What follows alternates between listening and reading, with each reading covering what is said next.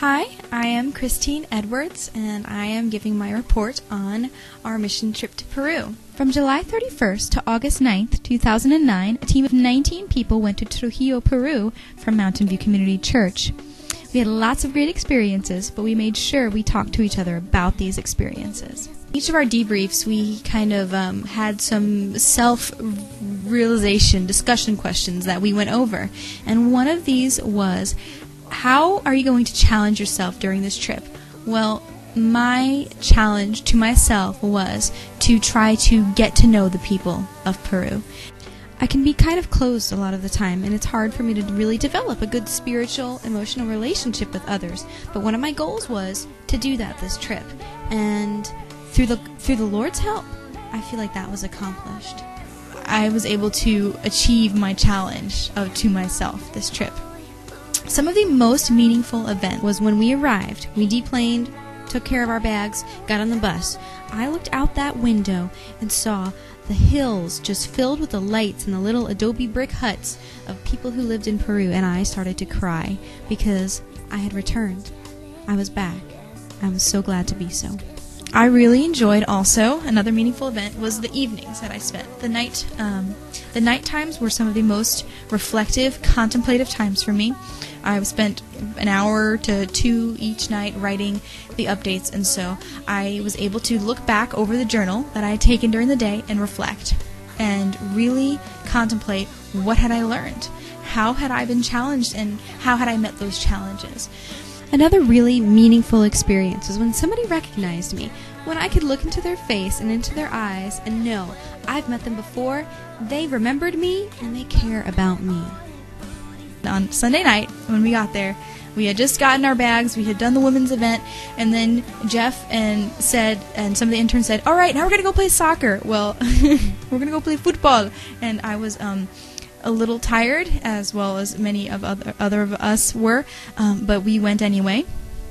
I went to the soccer field and was hanging out there, just watching the locals play and watching John play, and all of a sudden, one of the locals looks at me and gives me this odd look, like,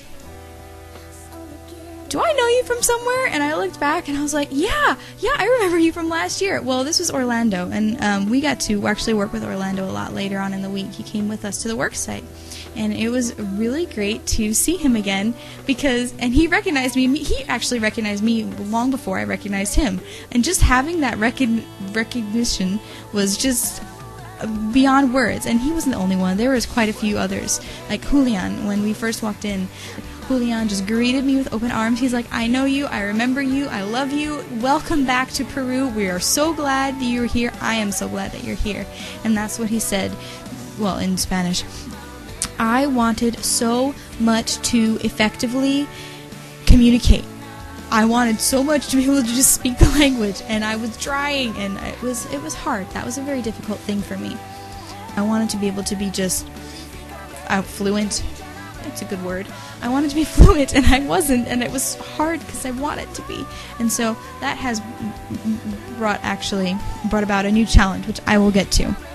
But by far, the most difficult thing was leaving.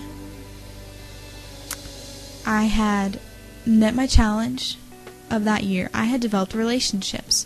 I had been able to connect spiritually, and then I had to go. And that was very, very hard for me. I learned a lot. Some things that I learned about myself. I learned about giving unreservedly to ministry, to missions, and to people.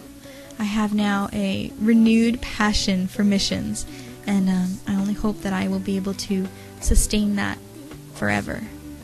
Which brings me finally to my new challenges. Last year's commitment was to be involved in a Spanish church.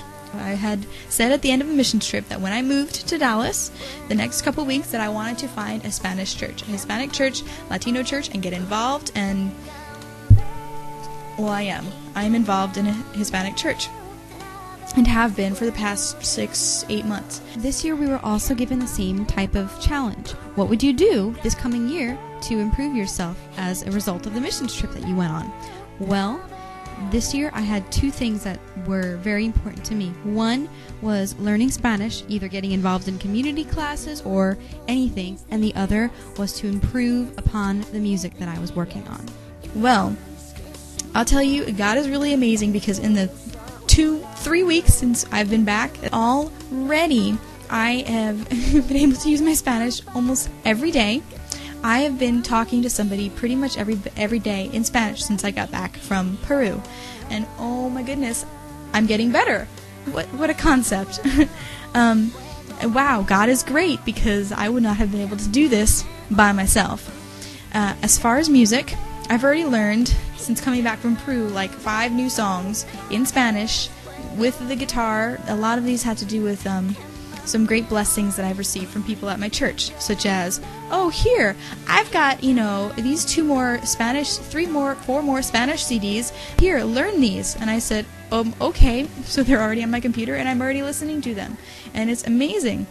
I'm getting to play music occasionally at the church, getting to practice, which is interesting when they tell me what note to start on, and I don't know what note they're telling me, because they're telling me in Spanish, and I have to think about it for a minute.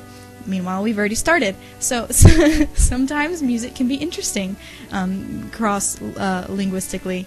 I'm learning a lot. I've been spending time with the members of the church outside of church, which is great, because for the past...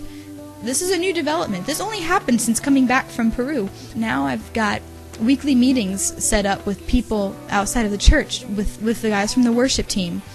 With a woman, an older woman who was a missionary to Mexico for, 50 years. She's like every Friday having me over and talking to me in Spanish and talking about missions. And, this is like some really great opportunities already. And within 3 weeks of coming back, setting back foot in the United States, God is just, opening doors. And I am learning so much. And so... this brings me to my conclusion, because I've gone on long enough. I cannot wait for God to open more doors. I'm loving this. Thank you God for the doors that you've opened. I'm just so impressed, and just blessed beyond what I can even express in words. Spanish or English, definitely not Spanish. And I know that as soon as God calls, as soon as He calls me, and as soon as He provides me that path, gives me that open door, I can't wait. I cannot wait to go back.